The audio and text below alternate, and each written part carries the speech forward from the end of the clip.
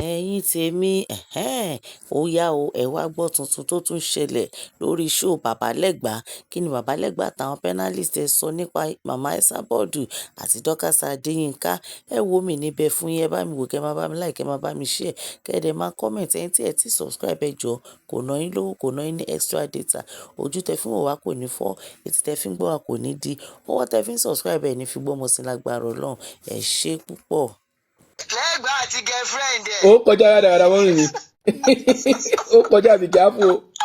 Eris ọ ti forí Eris ìbílẹ̀. Gẹ́gẹ́ bí Daddy Best Caller àti mọ́mí Ìjẹ̀ṣà yẹn bọ́ yẹ sọ, ṣé o rí pé Esabod attack ló ní kò ní finish àtọ. Ọlọ́run Daddy Kẹ́hìndé Aboríṣàdé happy Mother's Day sir.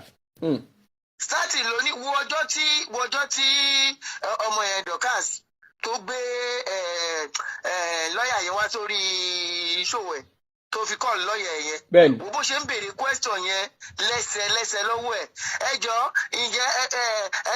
ìgbà tẹ́ wá sí Kùjé ṣé ẹ rí mi, ṣé mo rí yín, ṣé mo bá yín sọ̀rọ̀? Tó wà pé every. Òun sọ̀rọ̀ sí lẹ́nu. Esabod fi attack ẹ̀. Bẹ́ẹ̀ni. Òun ló béèrè lọ́wọ́ máa yẹn láti lè fi clear rẹ̀. Mo expect kí Esabod sọ wípé the first question tó yẹ kó kọ́kọ́ béèrè lọ́wọ́ ìbílẹ̀ lánàá ni pé jọ owó mi tó yẹ kó sọ fún mi nígbà báyìí èèlò ló sọ fún mi inú ẹ̀, ìyókù kí ni mo ní kó fi ṣe. Daddy abiyamọ níyìn. Ǹjẹ́ o sanwó yẹn fún lọ́ọ̀yà bó o sanwó yẹn fún lọ́ọ̀yà kó lè fi clear àárín yẹn? Ṣé orí Esabod gan ó dàbí pé kò lóòótọ́? Because ó kàn ń sọ̀rọ̀ yẹn ẹni tó lè clarify issue yẹn lánàá gbogbo ó kàn sọ pé wọ́n lo attack ẹni báyìí, wọ́n lo attack ẹni báyìí. Nǹkan tó ṣẹlẹ̀ láàrin òun àti kò sọ̀rọ̀ ń pa ẹ̀. Ọmọ yìí ní pé ó sọ wípé ò mọ̀, ok kí ló wá lọ sí Ìlọrin? Àbí? Kí ló lọ ṣe ní Ìlọrin? Because ṣé ọlọ́wọ́ síbí bá sọ pé òun ò dá ìbílẹ̀ mọ̀ ni? Ṣé o máa lóun ò dá ìbílẹ̀ mọ̀ lẹ́ẹ̀mejì tí ìbílẹ̀ tó lọ sí Ìlọrin láti lè lọ support Dorcas? Ó dẹ̀ sọ wípé òun ò mọ̀ lánàá. Gbogbo àwọn questions tó yẹ kí Esabod bí ìbílẹ̀ lánàá kò lè bí. Ó kàn ń pariwo wọ́n lo attack, wọ́n lo gé ẹsẹ̀ obìnrin kan. Ṣé ẹsẹ̀ obìnrin kan ni relationship tó wà láàrin wa? Àbí? Tó bá tiẹ̀ máa dẹ̀ lò yẹn, tó bá máa lò yẹn later wàá lò ó, but ní ìsìn nǹkan tí ọmọ yẹn point tí ọmọ yẹn raise olóògbà lọ́ọ̀yà fóun. Ókè ìbílẹ̀ clear pé ókè ṣèbẹ́ ilẹ̀ pè mí ọ̀rọ̀ owó wá ń kọ́. Ọmọ yẹn insist pé ò sanwó lórí òun. Ò sanwó. Owó kọ́. Ọwọ́ ìbílẹ̀ ló ti yẹ kó béèrè lánàá. Esabod ń sọ pé owó tó yẹ kó fún òun ní pé kíbílẹ̀ fún òun lọ́ọ̀yà ní 5 million. Ókè kó wá béèrè pọ́ṣẹ̀ rẹ̀ lọ́wọ́ ìbílẹ̀ lánàá. Ṣé owó báyìí ṣé mi sọ pé kò ṣe báyìí? Ṣé owó yẹn ṣé o fún lọ́ọ̀yà? Tó bá dẹ̀ sọ pé òun ò fún, o sì jẹ mí lówó nìyẹn o. Wo bí ìbílẹ̀ kò tẹ̀ kẹ́ Esabod tún play lé nìyí. Ṣé o kò bó ṣe bí conversation yẹn ṣe bẹ̀rẹ̀ bọ̀bọ̀ yẹn kàn ní tọmọ bá ṣẹ̀yà. Bẹ́ẹ̀ni nísìnyí ó sọ pé kò lè destroy òun, ó sọ fún pé ó lè destroy mi, Ọlọ́run nìkan ló lè destroy òun. Ó ní ò lè destroy mi, Ọlọ́run nìkan. Ìyẹn náà ni mo ń sọ yìí. Indirectly ó sọ fún Esabod pé àgbàyà ni. Bẹ́ẹ̀ni. Àgbàyà tí ò tó ń bu àwọn ọmọ tiẹ̀ tí ò lè bu àwọn ọmọ tó ń pè lọ́mọ. Òun ni na bó o lè destroy mi. Ẹ bá sọ pé ẹ̀ṣẹ̀ advertisement mọ́ it's fine, kò sẹ́ni èmi ò tẹ̀ sọ pé kí ọ̀kọ̀ọ̀kan ṣe advertisement fún mi. Insult ni ẹ fẹ́ Esabod na which means pé ìwọ ló sọ pé o gbé wá sórí Facebook, ìwọ ló lóun promote ẹ̀, ìwọ ló lóun jẹ́ mọ́mí èpè wà ní ọ̀rọ̀ yẹn o. Kò ní mínísí bàbá èpè tó wà ní ọ̀rọ̀ yẹn o. Kò ní mínísí. Ó ló máa lo 50 years ebi á dẹ̀ pákú. Ó ló máa lo 50 years ebi á pákú. Nígbà tó ń bá di yọ 32 million lọ́rùn. Bẹ́ẹ̀ni ẹ̀dẹ̀ wá wò ó dẹ̀ tún ó pe èdè kan lánàá yẹn, èdè àgbàlóyin bọ̀bọ̀ yẹn pé ìyẹn ìbílẹ̀ yẹn. Ó rìn. Ó sọ fún Esabod wípé ó ní tó bá kú ó láwọn táwọn máa ṣòkú ẹ̀ rí. Ó rìn ẹni tó ń talẹ̀. Gbogbo nǹkan tó ń sọ fún mi kò ní pàtì lára mi, èmi ni mo máa rẹ́yìn yẹn. Suya oya ẹ send the request. Ó ń pè àwọn èdè ẹ mọ̀ kí yẹn ènìyàn mọ́ nílẹ̀. Ó dẹ̀ ti bá àwọn èèyàn ṣe ẹ mọ̀ wọn ní. Òun ni. Tínú ẹ̀dẹ̀ ń dùn yí pé ó rò pé bẹ́ẹ̀ ó ní kò ń dàgbà. Èèyàn lòun máa ṣe òkú ẹ̀. Ṣé àwọn ọmọ ẹ̀ ó ti bọ́ lọ́wọ́ wọn? tí tó bá kú wọn lè ṣòkú ẹni téèyàn kan sọ pé ó ṣàlejò ló sọ fún ẹ pé gbogbo nǹkan tó ti sọ nípa òun kò lè ní ìfẹ́ ti lára òun kò lè pa òun o instead of that òun lòun máa jàkàrà ẹ nǹkan tó sọ nìyẹn náà. Lẹ́gbàá jọ torí Ọlọ́run ẹ má ṣàbù eris mọ́ òun mo bẹ̀ yín ni o ẹjọ́ torí Ọlọ́run. eris mọ́mí ṣé yóò ṣe eris Ìbàdàn. eris Ìbàdàn yàtọ̀ sí eris Ìjẹ̀ṣà ìjọ torí Ọlọ́run ó yàtọ̀ sí eris Èkìtì ẹjọ́ o ẹ má là á o.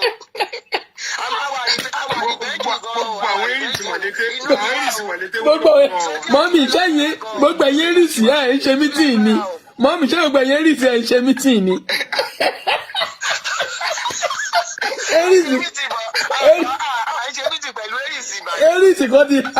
Erisi kan ti ha báyìí.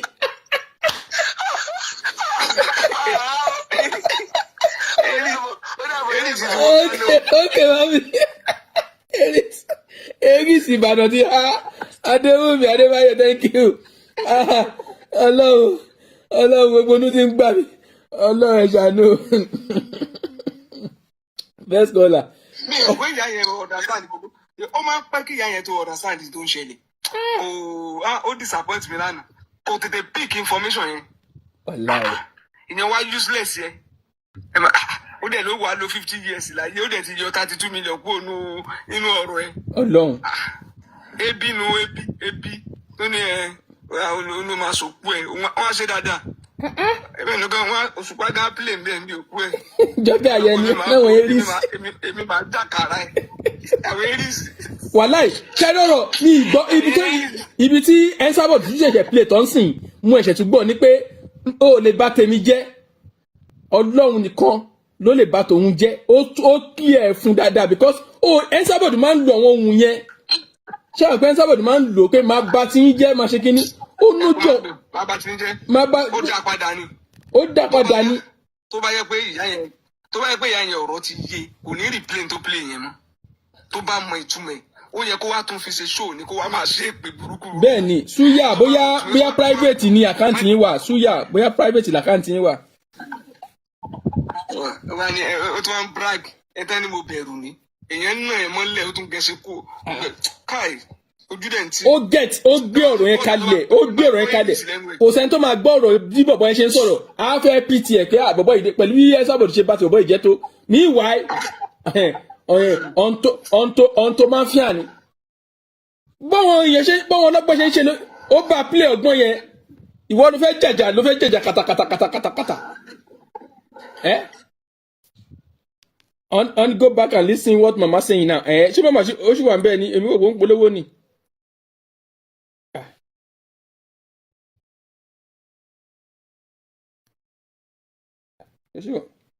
Òun la gbé sí yẹn.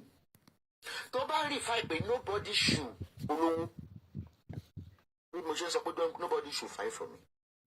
Ṣé rí pé mama wà bí ó ń gbọ́ wọn ọ̀rọ̀ wa pé a tú jáde. I wish to continue with the Ibile case, but nítorí reason mi ní continue. Olóhùn ní jẹ́ kí n rí ṣe ní ìgbà ní rí ṣe lóòótọ́ nítorí wà lẹ́yìn ọ̀fà ojú òjì lọ.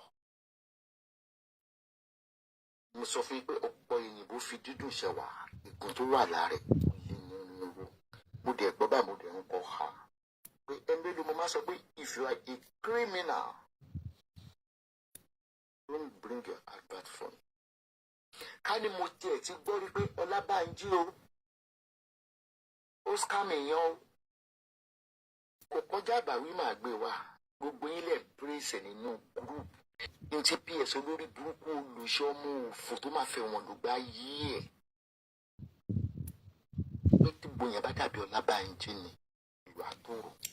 Ẹ fún one star o. Ẹ fún one tẹ̀ ní Sunday o. Ẹ fún one star. Tí Ọlábánjí bá go into estate yìí ni wà lára àwọn máa invest àmọ́ ara lé. Pé ó ti show òtítọ́ síwájú.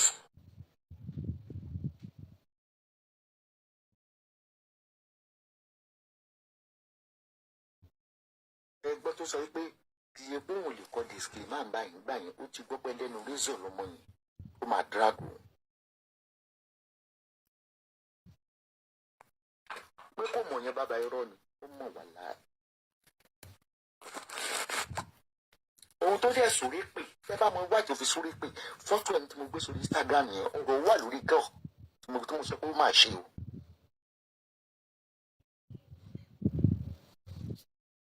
irú abáàtì tí mo ń gbà mi ì raṣọ mi ì ra bàtà kí n travel kí n mo sìgá mi kí n lè ra igbó kọfí sínú ilé tó pọ̀ kí n lè fi yòókù tọrọ. nítorí vanity upon vanity all is vanity. ìtẹ́lọ́rùn mo ti ní ìtẹ́lọ́rùn mo ti gbé àwọn ọmọ mi débi ẹrù tí ní bá wọn ọmọ mi ò gbomi dé lójú mi ọmọ mi ò sí lẹ́wọ̀n tí mò ń dáwó lọ́yà àwọn ọmọ mi ò sí ní ọgbà ẹ̀wọ̀n wọn ò dẹ̀ sí lọ́sibítù tí mò ń dáwó ó fún dókítà. àwọn ayò gbogbo Yomi Bájẹ́lá jẹ́ kí n rí ẹ lórí TikTok lálẹ́ yìí ẹ jẹ́ ká kúrò sí ìyá rẹ̀ pé ọ̀rọ̀ èèyàn gidi lèmi máa ń sọ lórí TikTok.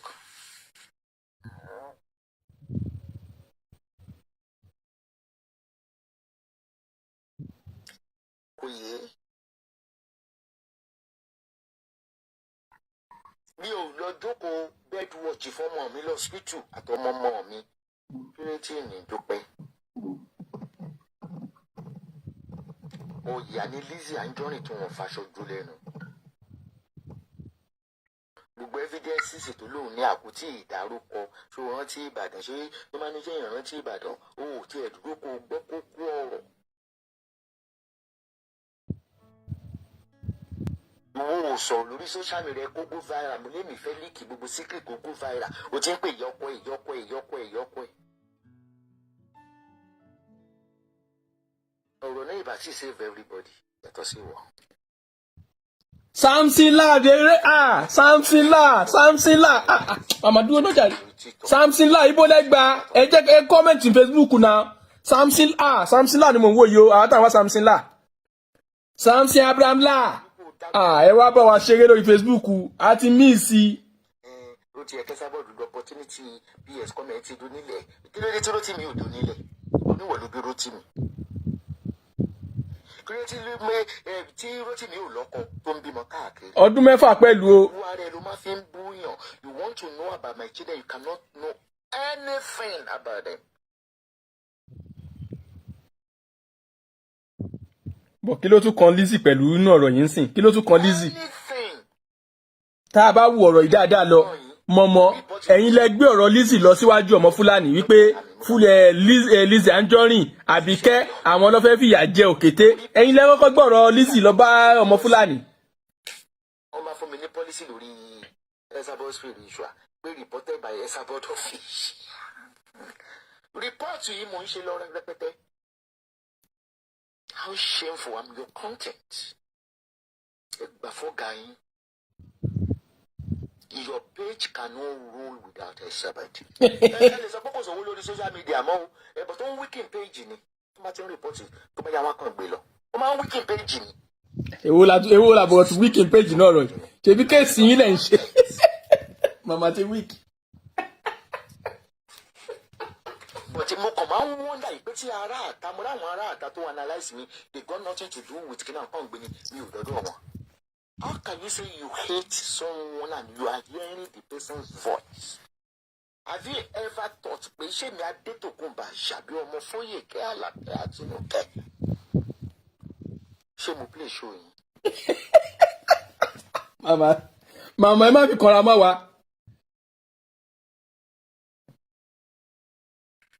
Tí mi ò ṣe lè forgive kankan nínú yín tí má forgive nínú yín pé ìpéjì yẹn máa dọ̀rọ̀ lè ṣe fẹ́ bú mi lè ṣe fẹ́ gbé kínní yín forgive báwo.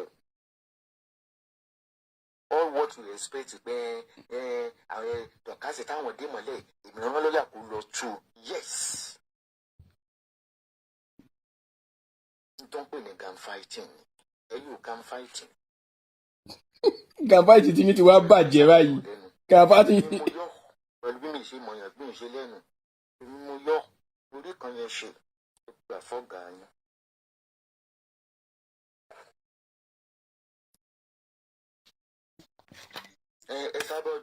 Esabod ó tó ẹran tẹ́ èdè mọ́lẹ̀ mo dẹ̀ tú àmọ́ tí Ọlọ́run ò fi jẹ́ kó gbé wanted yẹn kó lórí ẹ̀ ní wípé ẹni tó bá ṣẹ̀ mí. Irọ́ ni gbogbo yẹn. Èwo ni ẹni bá ṣẹ̀? Ṣé lórí ìgbà tó ti ń support ẹ̀ náà kọ́ ló ti wà ń bẹ́ẹ̀ ni? Èwo ni wọn ò ti gbé kúrò ẹni bá ṣẹ̀? Àbẹ̀jọ́ ń ṣẹra yín, ẹ̀yin lẹ́jọ́ ń ṣẹ̀ sí. Àbẹ̀wò ni jàgbàjàgbà tí mọ̀mọ́ ń sọ yìí. Kò lè mọ̀ ṣe kí ni, kò lè mọ̀ ṣe láyé. Ọ̀rọ̀ ọjọ́ sí ti lẹ́yìn o. Ó di ẹ̀ láyé tẹ̀ máa ní kó máa lọ apologize fún gbàyàn lẹ́lẹ̀ wọn. Ìbí ọlọ́dẹ tí ń nà ní pàṣán. Ẹ mọ iye kéèsì tó ṣe méjì tó ṣe darí ni tí wọ́n decline. Ẹ mọ iye owó tó ná ní millions. Ọ̀nà àgékù ejò ni màmá lọ́wọ́ yìí ó ń ba péjì jẹ́ o. Àgékù ejò tó dúró tìkọ́ra ni mọ̀mọ́ ń sìn yìí ó ń ba péjì jẹ́ o.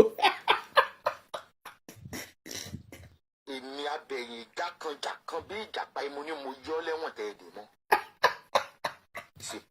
Òun náà lè wá bá ti ń jẹ báyìí ó ti gba 32 million lọ 32 million ti lọ. Mí ni dẹ́dùn bíbí lẹ̀ sọ pé òun ò mọ́ mo dá fọ́kẹ́ ẹ̀yin lẹ pè mí tẹ̀ ń sọ pé kí n rán lọ́ọ̀yà tó lè lọ.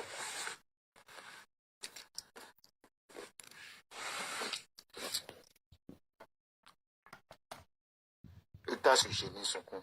Ìtàwọn TikTok ní anybody ò lè sunkún náà mi ló pọ̀ lójú wọn. Bí ṣó wọn bá wá fàáyé lóko. Ó yẹ kémi náà wá lo kọ́ńtẹ́ǹtì èmi ò mọ tó ń sọ ẹrú èmi ò dáwọn ọmọ lẹ́yìn tèmi. Màmá ẹ má kọra mọ́ wa náà. Lówe là ń mọ lójú àná.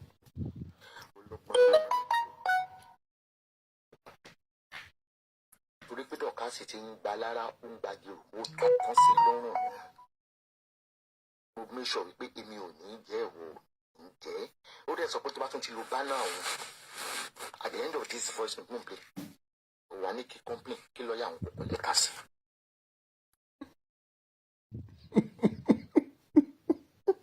Ìmọ̀ bí kéèyàn mọ olówó ọ̀fẹ́. Tó bá máa gbé advert fún mi, make sure pé you have a clean slate. Clean slate. Ẹnu tí mo fi gbé sókè náà máa fi là ẹ̀ mọ́lẹ̀. Torí kò sí history mi gbogbo social media rí. Ọlọ́pàá mú mi fún fraud. Àwọn ọmọ àwọn ọmọ mi fún fraud. They don't come and do any fraud with me. Gẹ́gẹ́ bí mo ṣe sọ nínú gúrùpù yín pé èyí tí PS Homes and Property gbà.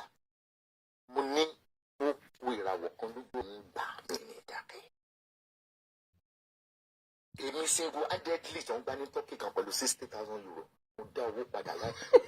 Ẹ̀sán 32 million ti lọ níbi tó ti fẹ́ ga fáìtì 32 million ti lọ 32 million nǹkan kọ́kọ́ ló lọ kí lórúkọ ọ̀rẹ́ yìí. Àsìta ló mọ̀ wọ́n ọjọ́ bí èèyàn lèèyàn fi máa mọ̀ bóyá wọ́n mọ̀ èèyàn. Ṣábìkẹ́ ló ń ṣe ṣóò ní bẹ́ẹ̀ mi mò ń ṣe ṣóò. Ó ní sanwó jíǹgù ó máa wọlé ni bọ́lá ṣe ń ṣe gan ni. Ṣábìkẹ́ ló tún ń ṣe ṣóò ní báwa la nbí lẹ́gbàá ló ń ṣe ṣóò mọ́mọ́. Ó dàbí Esabod ò lè dàbí Esabod. Mọ́mọ́ ibo ni màmá tún lọ yìí.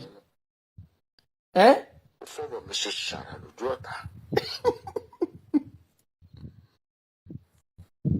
Mo wí lélẹ̀ àrídì.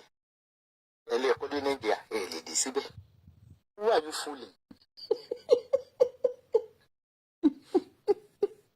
Lọ́rẹ́ Martins náà ti lọ náà Lọ́rẹ́ Martins náà ti bọ́ sọ́dọ̀ òkété lórí ọ̀rọ̀ yìí o àwọn èèyàn ńlá ti lọ ń bẹ̀ o. Àwọn advert tó kún lẹ́ o. Kí ló kan ọ̀rọ̀ Àbíkẹ́ ń sìn Ṣábìkẹ́ ló ń ṣe ṣóò nítorí Ọlọ́run báyìí. Mọ̀mọ́. Olówó àwọn gbogbo àwọn ń kú ẹ̀ tó wà lọ́dọ̀ mi wà láì wọn bí wọn rí kán bẹ́ẹ̀ sọ̀rọ̀.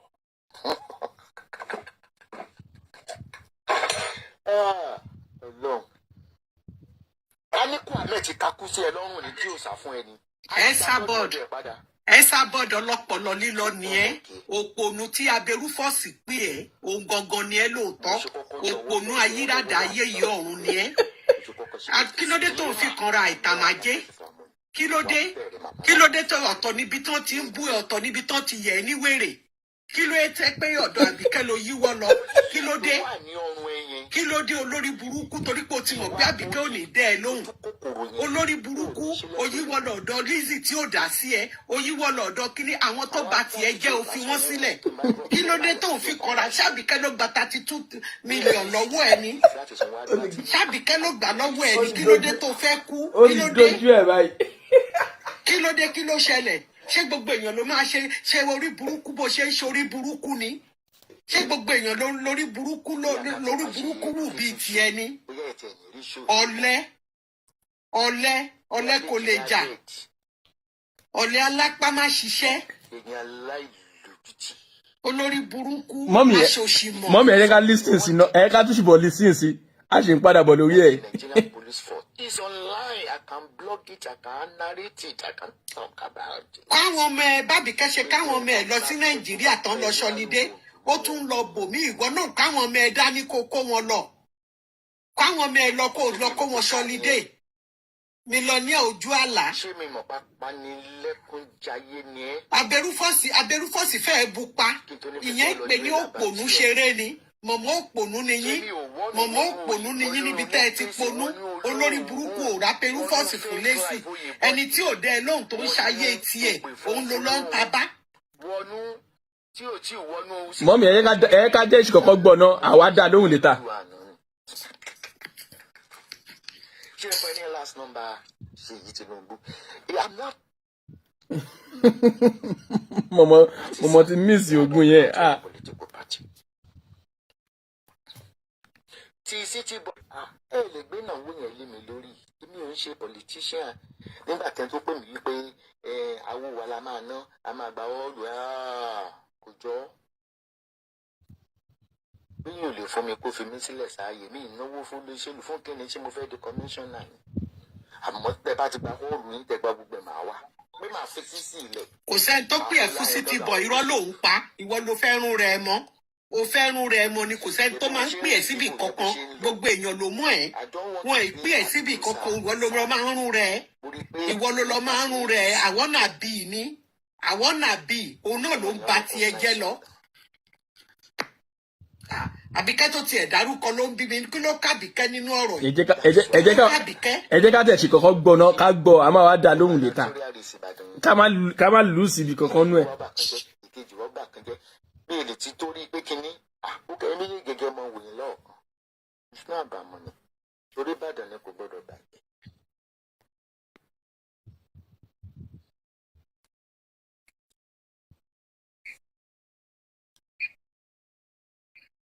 So mission accomplished. Mo push ìbílẹ̀ torí tó ń sọ lẹ́yìn tí ìyàwó ẹ̀ sọ pé wọn ò bolórí burúkú ọmọ ìṣòro rí wọn mọ̀ rí. I know the wife, I know the babe, we live together. Èmi á mo ṣe fún iye kó má jẹ sísè máa fi ṣàwádà. 32 million. Tí mo bẹ́ẹ̀ ṣe nìyẹn. Mo ní coup planner ní mi coup planner ò ní mi.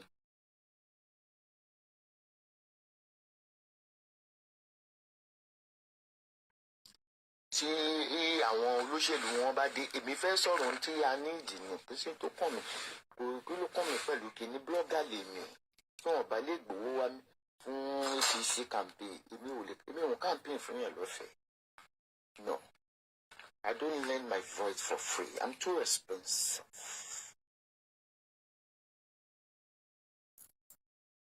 I'm too expensive.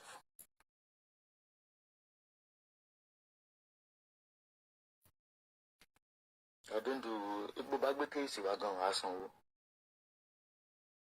Ìwọ tó gbé tèmi gan wá o ti charge wá sanwó. I'm a registered blogger that pay.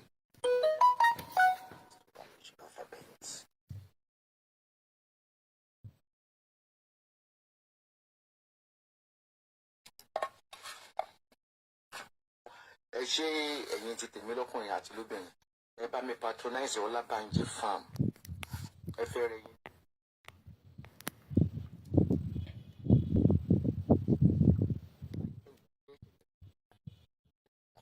Farms Limited. House of Farida for all your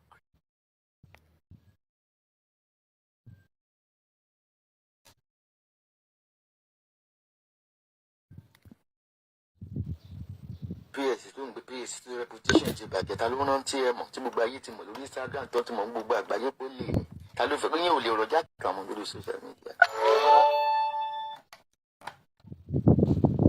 lè rí ọjà tàmọ́ lórí social media mo ti gbégi lé tó ń bá kọ́yìn sí fún báyìí wálé ẹ̀ nígbà ọkọ̀ wọn mọ́ ọ̀la voice ló ń jẹ́ bẹ́ẹ̀ tó ń recognize tó lóṣèlú tó gbogbo fọ́kànnà sí recognize Nàìjíríà. Igbo kan mẹ́ Esabod Igbo ò mẹ́ Esabod how market ṣe máa bá wa polówó ìgbìlẹ̀ lọ iṣẹ́ lago iṣẹ́ kó wà lẹ́wọ̀n lè bẹ́ẹ̀ sọ̀rọ̀ tó fi kú torí wọ́n ló bá yẹ ẹ jẹ. báwo àpolówó Ọlábànjí o kò tí complete o bá mi gbé Farida kírìmù house of Farida ẹ̀yin náà wò gbogbo máa ń rò pé mi àti Farida máa ń sọ̀rọ̀ ṣé aya àwọn èèyàn máa ń jà àti pè mí. bí mo bá fi mẹ́sẹ́gì Farida hàn yín nígbà tó bá ju dọ́kẹ́tì owó ẹ̀ 5 years no record no fight. ìgbà tí ò scam èèyàn kódà gbọ́ pé cream ò ṣiṣẹ́ lára wọn rí ẹ fi tẹ̀lé àwọn ẹlẹ́gàn lẹ̀ nínú pé mò ń bá polówó ẹ̀rí ilé tó kọ́ ní ẹ̀rí mansion tó kọ́ ni mo rí ọwọ́ Ọlọ́run lára rẹ̀ nípa ìpolówó èmi àti Farida lẹ̀ pọ̀ gbọ́n ló lo lánàá yẹn pé màmá lẹ̀ pọ̀ ló ṣe jẹ́ pé tó máa ń ta sí mi ìfẹ́ ṣe kéèsì ẹ̀ tó rọ́jà mo wà polówó ogun ń pè mí kó tiẹ̀ rójọ́ fún mi ogun ń pè mí kó rójọ́ àfi tí n bá píìkì lẹ́nu ẹ̀ àbí tí mo gbọ́ lẹ́yìn òsì akáwọn aṣọ níwọ̀n bá mà nínú kúrò ń bẹ̀. ṣẹ́rí tó Ọlábànjí yẹn tiẹ̀ má tó wò ọmọ mi gangan ni adopted son mi ni ikú ò sì ní pamọ́ mi lójú ikú kì í pẹ́ ta ikú tí ó bá pa wá Ọlábànjí kó mímí lọ mo ti dàgbà mo ní mo gbé from zero to somebody today because of his loyalty. mi ìlú ọmọkùnrin yẹn rí fúnra ẹ̀ ní mọ́ increase owó mi ní kó kí increase òun ló sọ ní last month wípé màmá from last month yẹn pé 2 million fẹ́ sọ owó yín dà mo fi hàn yín lẹ́ẹ̀mejì tó ti san 2 million mi yín increase owó fún tó rọmọ tó wúlò fún mi that's 24 million in a year kò dẹ̀ ṣe tó ṣe investment lọ́dọ̀ ẹ̀ láyé ìgbà tó ń ṣe tó yọ ever gbàgbé tó gbà ń rí. I'm very proud of him. That is, I can claim him as my son. He's not a scammer. Iwájú ló máa lọ Ọlábànjí òní lulẹ̀ ó dojú tì mí ojú òní tí ọ̀tẹ̀ bí tọmọ. Mi ò rí irú èèyàn bíi ti ẹ rí òun appreciate mi ní ojoojúmọ́ ni nígbà bẹ́ẹ̀ dé mi ìdé mi 5 million ó fún àwọn Adédèjì fún wọn ní 3 million making 8 million.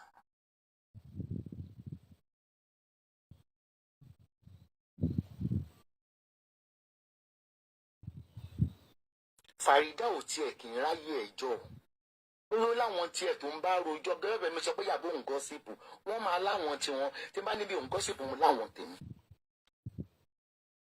Farida ó ti gòkè àgbà. Báwo la ṣe débì báyìí sítórì yìí pọ̀.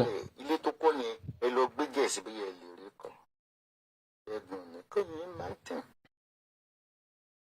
Ọlọ́run á bá mi fún ní ẹ̀mí kúkún àtàlàáfíà. ẹ wo ọmọ mi olùlàlágé olú ọmọ olú máa ṣe mọ́ọ̀lù ẹ̀ next week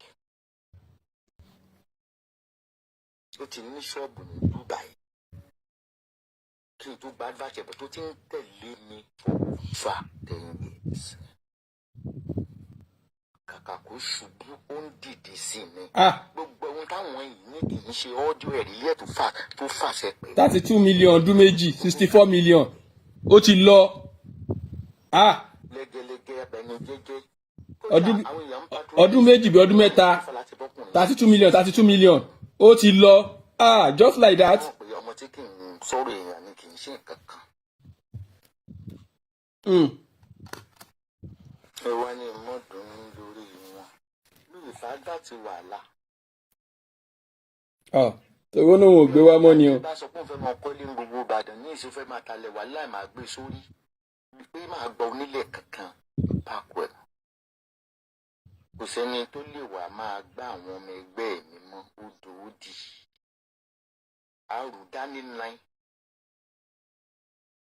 a sì ń wojú ara wa wọn ń tọpọ owó lọ́wọ́ mi gbogbo àwọn tó wà ní diaspora mi ò sì ń tọrọ owó lọ́wọ́ wọn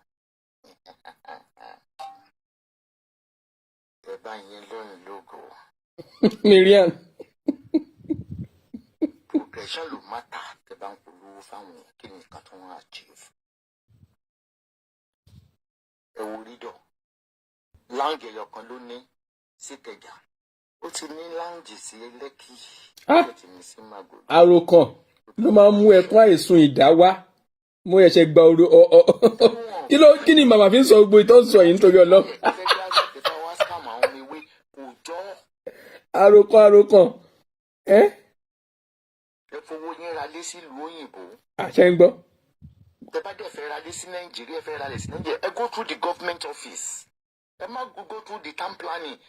Town planner in Nigeria they are fraud fake paper no máa kó fún yín. ẹ ń gbọ́ kò wọ́ọ̀kì fún màmá mọ́ ń sìn yìí. Fake. Kò wọ́ọ̀kì fún màmá mọ́ ń sìn. bẹ́ẹ̀ lórí ilẹ̀ yẹn kẹ́ mọ̀ lẹ́yìn tó mọ̀ pé pépà tán gbé fún yín ebu ni. Ebu.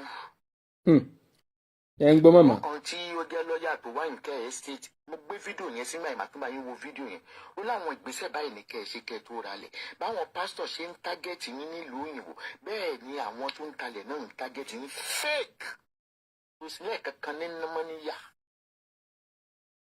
ní gbogbo dry port yẹn kò sí lẹ́ẹ̀kankan níbẹ̀ gọ́ọ̀mẹ̀ntì ló ní ẹ lọ tó Mákindé sọ́fíìsì kẹ́ lọ bèrè torí mo bèrè dé bẹ́ẹ̀ ni.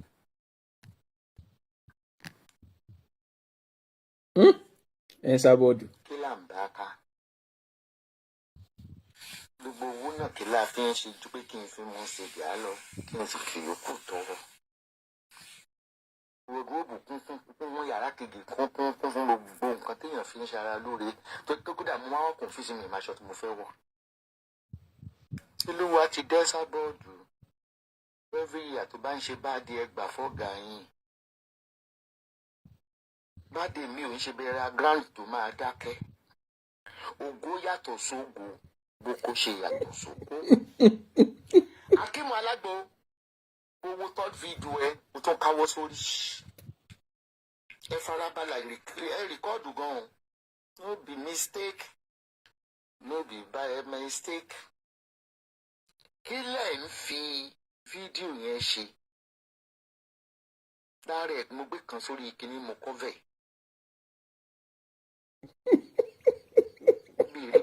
Mọ́mí Olúwa Ọlábísí Tolúwa ni nǹkan ti ṣe màmá.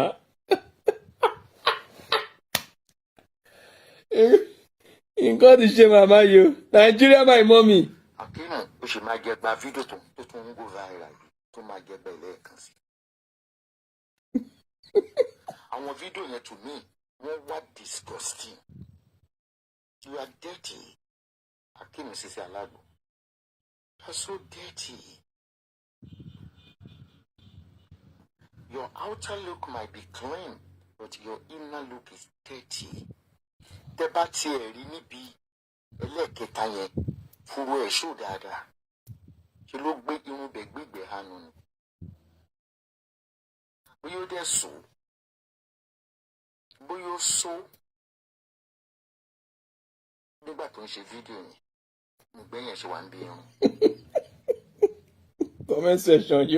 Comment section yóò rẹ́rìn mọ́. Afẹ́mọ̀ tẹ́ ń fi fídíò yẹn ṣé ń fi omi ara bí ẹ̀ ń ta àwọn fídíò yẹn dídó ní pendancy let nation.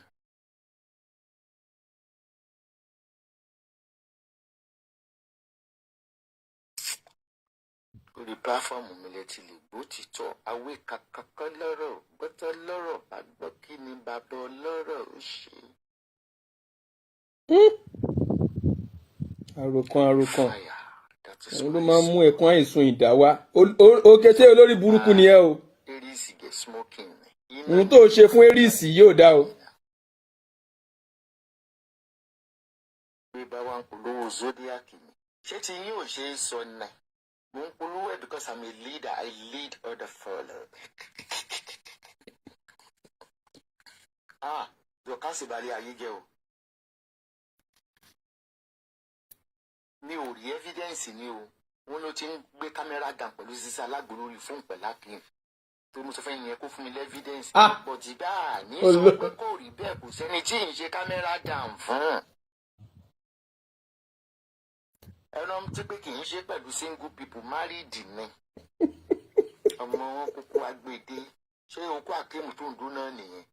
Tẹ bá rí ṣèpè ẹ̀pọ̀n níbi ẹlẹ́ẹ̀kẹta yẹn. Ẹ̀rí àjù. Nǹkan kan difọmátì wà nínú ẹ̀pọ̀n àkémù sísí alágbo wà láìtàláì. Mo láti pé ọkùnrin méjì tí mo sẹ́ndẹ̀ sí. Mo ní ṣé bí ṣèpè ẹ̀pọ̀n yín ṣe rí ni. Ó yẹ kí hóró méjèèjì kò yẹ kó wà lẹ́vù. Ó yẹ kí kan wà lókè kí kan wà sálẹ̀ ni. Tá a bá wọ ẹlẹ́kẹta yẹn, hóró méjèèjì tó sẹ́gbẹ̀ẹ́ ara wọn. Mọ̀mí Tọ́lá Adéjú Ìgè. Ẹ mọ́ béèrè fídíò lọ́wọ́ mi tó máa ti sẹ́lẹ̀ mú díìlì tẹ́lẹ̀ pé traveller lè mi. Wọ́n ti ẹ̀dáyàn dúró kan gba fóònù ẹ̀ pé wọ́n gbọ́dọ̀ irọ́ o. Irú gan àwọn kan tí mo fọwọ́dù sí mo ní kán delete ẹ̀ kọ̀ọ̀kan show forwarded ẹ̀rẹ́ delete ẹjọ́ o. Bẹ́ẹ̀ kó lè rí nínú archive mi. Mo ti clean ẹ̀ lórí Google Drive. Is Abis bẹ́ẹ̀ ni. Sísí alágbo ó balẹ̀ ayé jẹ́.